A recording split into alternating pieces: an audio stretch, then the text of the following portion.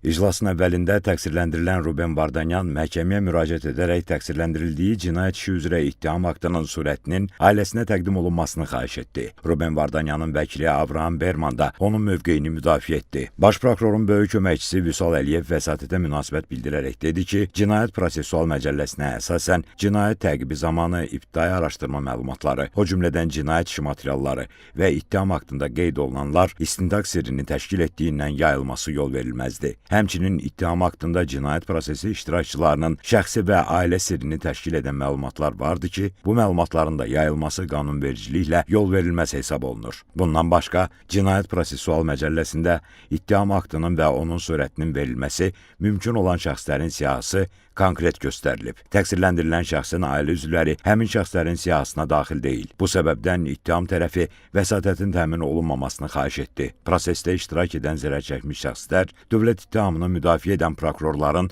mövqeyi ilə razı olduqlarını bildirdilər. Ardınca hakimlər kollegiyası yerində müşavirə edərək vəsatətin təmin olunmaması barədə qərar qəbul etdi. Sədrlik edən qərarı əsaslandıran zaman bildirdi ki, Cinayət Prosessual Qanunvericilikdə ittiham aktının surətinin təqdim olunması nəzərdə tutulan şəxslər konkret göstərilib və təqsirləndirilən şəxsin ailə üzvləri bura daxil deyil. Bundan sonra təqsirləndirilən Ruben Vardanyan müraciət edərək onun ailə üzvlərinə ittiham aktı təqdim edilmədiyi və əvvəlki proseslərdə verdiyi vəsatətlər təmin olunmadığı üçün işə baxan hakimlər kollegiyasına etiraz etdiyini bildirdi. Təqsirləndirilən şəxsin müdafiəçisi Abraham Berman da etirazı müdafiə etdi. Baş prokurorun xüsusi tapşırıqlar üzrə köməkçisi Tuqay Rəhimli etiraza münasibət bildirərək təqsirləndirilən Ruben Vardanyanın Cinayət Prosessual Məcəlləsinin 109-cu maddəsində nəzərdə tutulmuş hakimə etiraza dair halların müəyyən edilmədiyini, o cümlədən işə baxan məhkəmə kollegiyasının cinayət təqibində maraqlı olmasını təsdiqləyən konkret sübutlar təqdim etmədiyini bildirərək etirazın baxılmamış saxlanılmasını xahiş etdi. Prosesdə iştirak edən zərər çəkmiş şəxslər də etirazın təmin olunmamasını məhkəmədən xahiş etdilər. Məhkəmə vəsatətə baxmaq üçün müşavirəyə getdi. Müşavirədən sonra müdafiə tərəfinin etirazlarına dair məhkəmə qərarı elan olundu. Qərara əsasən etiraz baxılmamış saxlanıldı. Sədrlik edən hakim Zeynal Ağayev qərarı əsaslandıran zaman bildirdi ki, müdafiə tərəfi Azərbaycan Respublikası Cinayət Prosessual Məcəlləsinə əsasən işə baxan hakimlər kollegiyasının cinayət təqibində maraqlı olması barədə konkret və mötəbər dəlillər təqdim etməyib. Sonra zərər çəkənlər məhkəmədə ifadə verdilər. Zərər çəkən Əhməd Əhmədov, Bəhruz Bayramlı, Gülverdi Mehdiyev, Sadiq Qasımlı bildirdilər ki, Ermənistan ordusunun qalıqlarının və qanunsuz erməni silahlı dəstələrinin Azərbaycana qarşı törətdiyi təxribatlar zamanı düşmənin açdığı atəş nəticəsində yaralanıblar. Həmin vaxt düşmən mövqelərimizə intensiv şəkildə canlı qüvvə və texnika ilə hücum edib. Zərər çəkmiş Oruc Hüseynov ifadə verdi ki, düşmən iz buraxan alışdırıcı güllələrdən, minatanlardan və tank əleyhinə mərmilərdən istifadə etməklə atəşlər açıb. Yanlarına düşən minatan mərmisinin partlaması nəticəsində kürək və ayaq nahiyələrindən qəlpə yaraları alıb. Zərər çəkən Vurğun Oruczadə və Maqsud Maqsudlu ifadə verdilər ki, düşmən Kəlbəcər istiqamətində iri çaplı silahlarla intensiv atəşlər açıb. Mərmilərdən birinin yaxınlığına düşməsi nəticəsində Vurğun Oruczadə sağ əlindən, Maqsud Maqsudlu isə bədəninin müxtəlif nahiyələrindən xəsarətlər alıb. Hadisə zamanı yanlarında olan Məhəmməd Qarayev isə ağır xəsarət aldığından həlak olub.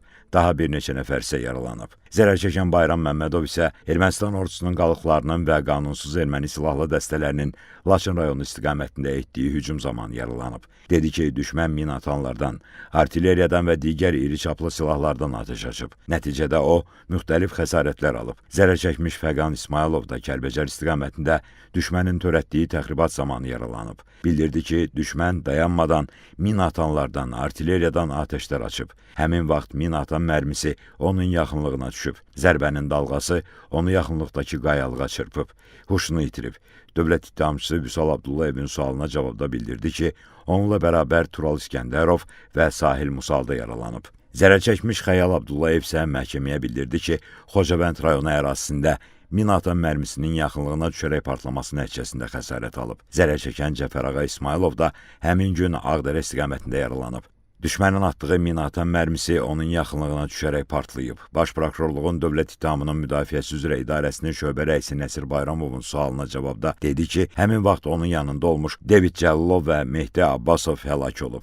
Zərər çəkən Bəxtiyar İdrisovun hüquqi varisi İxtiyar İdrisov isə dedi ki, övladı düşmən təxribatı nəticəsində həlak olub. Zərər çəkən Sübhan Abbasov isə ifadə verdi ki, Ermənistan ordusunun qalıqları və qeyri-qanuni erməni silahlı dəstələri Ağdərə istiqamətindən Kəlbəcərə hücum edərək təxribatlar törətmək istəyib. Atəş nəticəsində o və yanında olan Tamirlan Rəşidli, Bayram Hüseynov, Rəvan Məmmədov yaralanıb. Zərər çəkən Sahib Əliyev isə həmin gün qanunsuz erməni silahlı dəstələrinin Ağdərə istiqamətindən atdığı mina atan mərmisinin yaxınlığına düşüb partlaması nəticəsində yaralanıb. Onunla bərabər İman Nəzərov, Ərşad Hüseynov və Eşqin Babazadə də xəsarətlər alıb. Zərər çəkən Yusif Turabov da Ağdərənin Gülyataq kəndi ərazisində düşmənin açdığı atəş nəticəsində yaralanıb. Zərər çəkən Rail Nəzirov, Ülfət Ümbətov, Ərşad Hüseynov, Pərviz Ağalı, Rəhman Məmmədli, Tamirlan Rəşidli, Tərlan Cabbarov, Aslan Hacı Həsənov düşmən təxribatının qarşısını alarkən yaralanıb. Zərər çəkən Kərəm Kərəmli dedi ki, Ermənistan ordusunun qalıqları və qeyri-qanuni erməni silahlı dəstələrinin Ağdərə istiqamətindən atdığı minaatan mərmisinin onun yaxınlığında partlaması nəticəsində xəsarət alıb. Hadisə zamanı Rəsul Teymurov həlak olub. Zərər çəkən Hacı Şamil Rzayev isə bildirdi ki, düşmən təxribatının Ağdərə istiqamətində qarşısını alarkən minaatan mərminin yaxınlığında partlaması nəticəsində o və bir neçə nəfər yaralanıb. Zərər çəkən Arif Qubadov isə məhkəməyə ifadə verdi ki, Ermənistan ordusunun qalıqlarının və qanunsuz erməni silahlı dəstələrinin Xocavənddən açdığı atəşlər nəticəsində həmin vaxt yanında olan Elxan Məmmədli və Fəthi Fəthizadə həlak olub. O və digər bir neçə nəfər isə müxtəlif xəsarətlər alıblar.